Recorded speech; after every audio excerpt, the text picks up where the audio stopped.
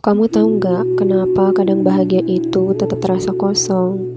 Bukan karena yang kamu punya kurang, tapi karena hatimu nggak lagi tahu harus kembali ke siapa.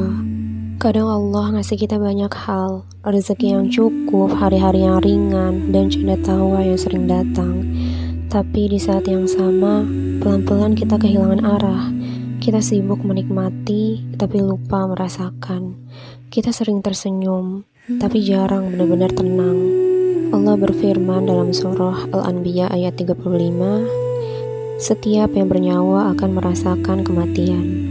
Kami akan menguji kamu dengan keburukan dan kebaikan sebagai cobaan, dan kamu akan dikembalikan hanya kepada kami." Artinya, yang membuatmu sedih itu ujian, tapi yang membuatmu bahagia itu juga ujian. Dan seringnya yang membuat kita jauh itu bukan luka, tapi rasa cukup yang tidak diiringi mengingat Allah. Kita kira bahagia itu tanda Allah dekat, padahal belum tentu. Bisa jadi itu justru cara Allah melihat apakah kita tetap ingat atau perlahan pergi tanpa sadar. Kadang kesulitan membuat kita kembali padanya.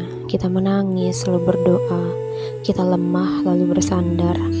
Tapi kemudahan seringkali membuat kita lupa. Kita merasa aman, merasa cukup, lalu pelan-pelan menjauh tanpa sadar.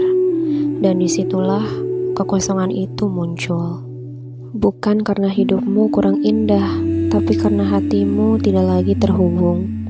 Karena bahagia tanpa Allah hanya ramai di luar, tapi sunyi di dalam. Jadi kalau hari ini kamu merasa semuanya ada, tapi tetap ada yang hilang, mungkin itu bukan tentang apa yang kurang, tapi tentang siapa yang belum kamu hadirkan. Coba pelan-pelan kembali, bukan dengan langkah besar, cukup dengan sadar. Ini semua dari Allah, ini semua titipan Allah, dan aku ingin tetap dekat dengannya. Karena saat Allah mulai kamu libatkan, bahagia itu berubah. Bukan cuma terasa, tapi juga menenangkan. Bukan cuma datang, tapi juga menetap. Dan yang tadinya kosong, pelan-pelan jadi utuh.